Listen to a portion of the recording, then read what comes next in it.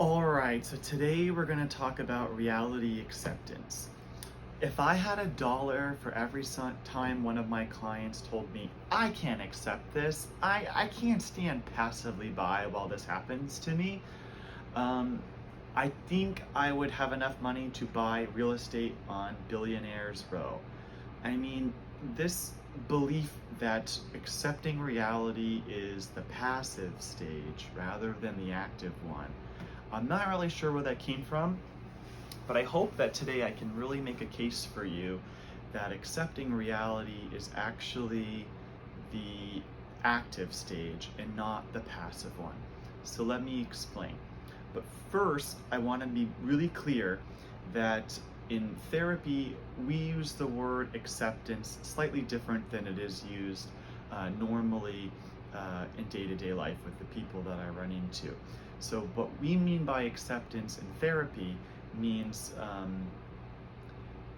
acknowledging the reality, but it doesn't mean that we like what's happening to us when we accept things. And it doesn't mean that we don't try to get the reality to change. It just means that we're acknowledging what is, which sounds very simple, but it's actually a lot more difficult in practice. So let me explain. So I had a client who would constantly put unrealistic pressure on herself to perform optimally at work all the time.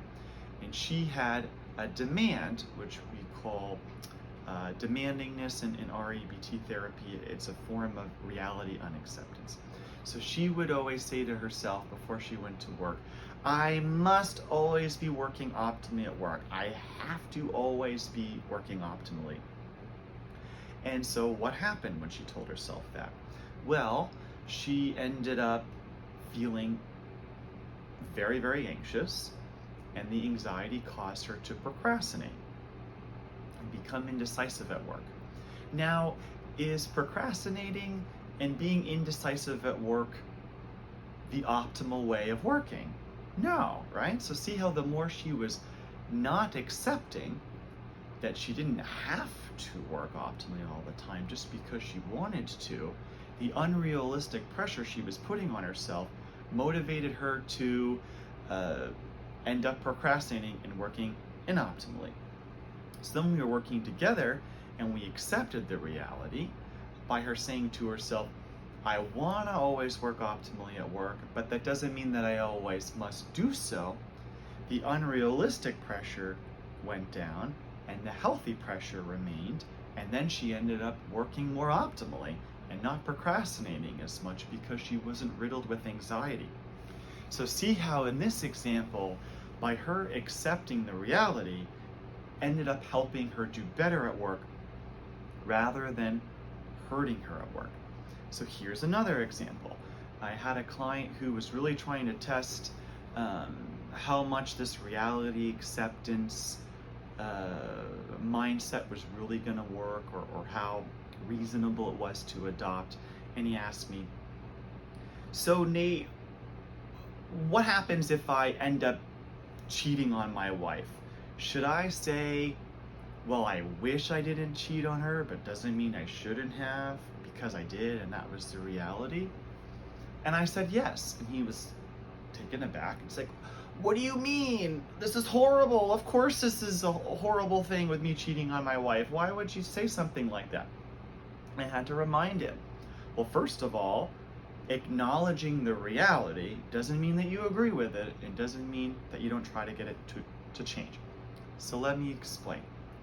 So we know in psychology that infidelity is not the problem in a relationship. It's a symptom of a bigger unresolved problem in the relationship first that led to the infidelity. Some reasons for infidelity are unmet sexual needs, a lack of intimacy in the relationship, a lack of connection to your spouse in the relationship, and the list goes on. So if someone were to cheat on their spouse and say, I should have never cheated, I shouldn't have done it, they're not acknowledging all of the unresolved factors in their relationship that led to the infidelity. So if they were to adopt instead the healthier mindset, well, gee, I really wish I didn't cheat, but it doesn't mean I shouldn't have, is acknowledging the factors in the relationship that led the person to cheat. So then if you accept, aka acknowledge the factors that led to the infidelity and resolve the underlying unmet needs in the relationship, then you are in a much better position to not cheat again than to say, I just shouldn't have done it, without acknowledging the reasons what led you to cheat. Then you're more likely to cheat again. So in any example that you could give me, not accepting reality puts us at a significant disadvantage. It fuels an unhealthy negative emotion. It motivates us to do things that make the situation worse. And often we end up looking for magical solutions to our problems rather than reality-based solutions. So the name of the game here is accepting reality helps us live life on life's terms.